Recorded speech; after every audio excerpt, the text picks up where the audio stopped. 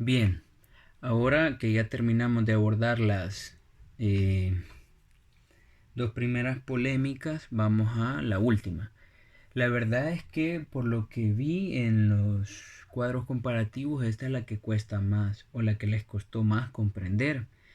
Y de hecho no hay que ponerse en un plan pesimista o en decir que fallamos o algo así, o que nuestra capacidad de comprensión fue muy complicada, porque de hecho eh, yo les decía la vez pasada, yo sigo leyendo este texto y sigo descubriendo nuevas cosas. Es decir, es muy complicado el texto en la tercera polémica y creo que eso tiene que ver tiene que ver principalmente porque se mencionan un montón de autores. Ya hay un montón de autores y un montón de distintas explicaciones. Entonces, aquí dice polémica 3, juegos de lenguaje frente al modelo nomológico deductivo, lo que es igual a intención frente a explicación. Primero vamos a explicar, valga la redundancia, la explicación o el modelo nomológico deductivo.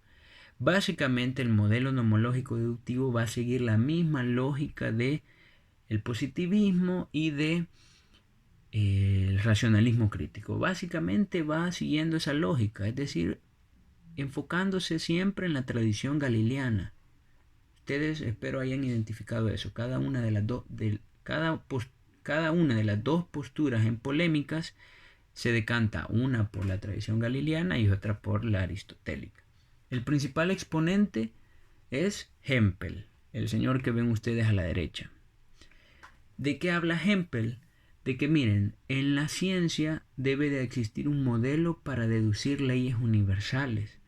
Y de lo que habla Hempel precisamente es de que la ciencia debería de tener un lenguaje en común, universal, que sea el mismo para todas partes del mundo, porque la ciencia debe de producir o mejor dicho, produce leyes universales.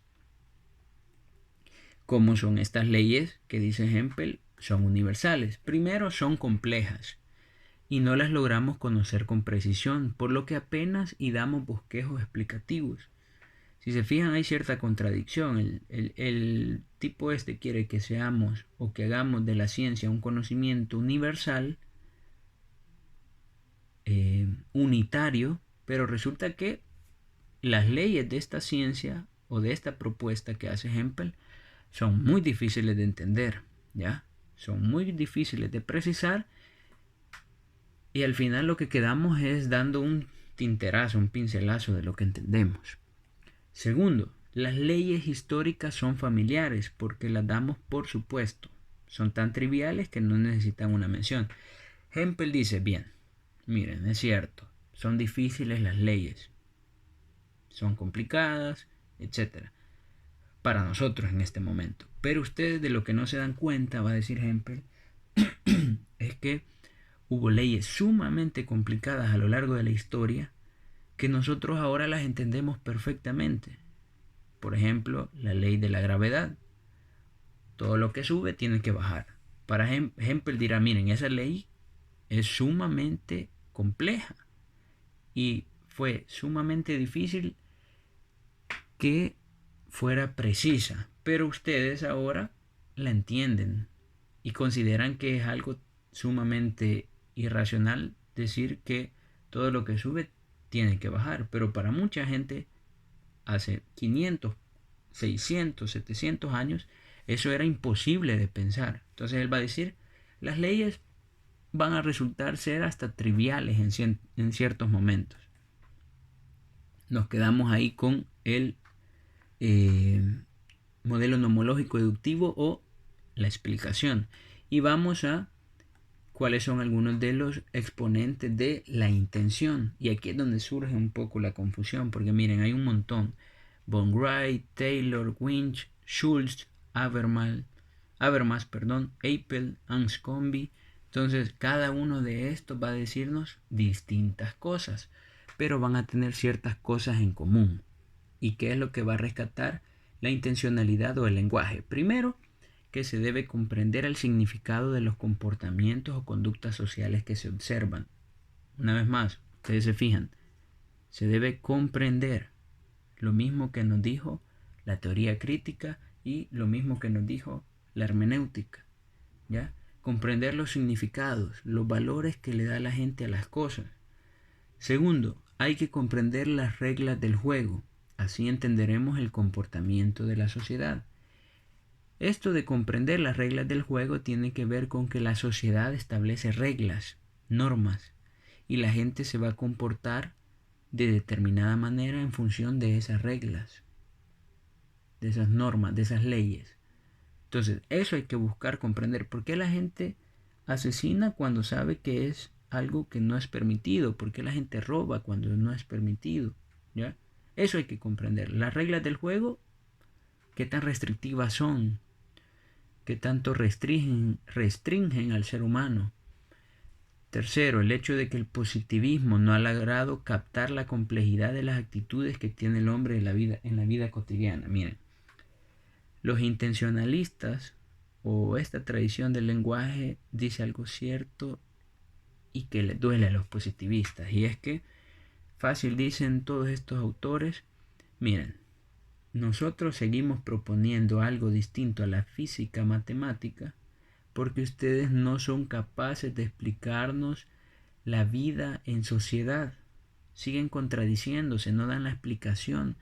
El amor no es una reacción química solamente, dirán estos tipos. Tiene que ver con otras cosas, con la forma en que comprenden las personas el sentimiento del amor, por ejemplo.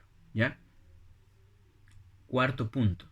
Hay un interés práctico para que haya una comunicación entre las ciencias históricas hermenéuticas y el interés emancipativo.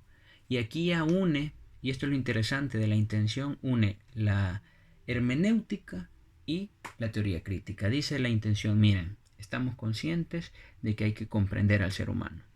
Y hay que comprenderlo para que éste se libere, para que éste se emancipe, para que haya una justicia social, para que sea libre el ser humano. ¿Ya? Esto es muy interesante porque la intencionalidad o el lenguaje une las dos tradiciones que siempre estuvieron en polémica con la tradición galileana en las dos polémicas anteriores. Quiero que se entienda bien eso. Y por último, dicen los intencionalistas o los que se basan en el lenguaje, miren, hay que entender que en la ciencia tenemos que explicar y comprender. No podemos seguir dividiéndonos entre galileanos y aristotélicos, entre lenguaje y explicación. Debemos de tratar de comprender que esto es complementario y que la comprensión y la explicación nos van a servir para hacer emancipación. Así que con esto termina la explicación del texto de Mardones y Ursúa. Espero que les quede un poquito más claro. La verdad es que han hecho un buen ejercicio. Los felicito a todos y a todas. Me ha gustado mucho el trabajo. Vamos a tratar de seguir en esta dinámica. Voy a tratar de ponerme bien al día con todas mis actividades, porque al parecer hay más actividades cuando uno está en la casa que cuando está afuera, para que podamos irnos poniendo al día. Espero que estén bien, que no se les haya ido acumulando el trabajo en las otras asignaturas y recuerden que hay que leer el texto de la centralidad de los clásicos, porque el día viernes vamos a hacer preguntas sobre ese texto. Algunos me preguntaban sobre el parcial.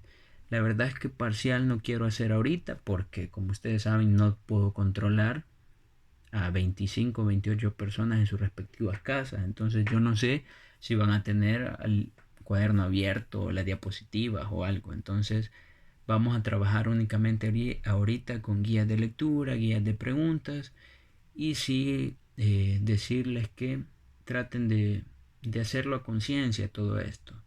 Es decir, estamos en una situación complicada, tenemos que acoplarnos a trabajar bajo esta lógica. Yo sé que a muchos y muchas les cuesta, inclusive a mí también, pero hay que tratar de meterle ganas a esto, ¿ya? Espero que estén bien, cuídense y metámosle ganas a esto. Y vamos, nos vemos dentro de 3 semanas, pero vamos a seguir compartiendo conocimiento, ciencia sociología, lastimosamente para algunos y algunas, por este medio. Así que ahí estamos.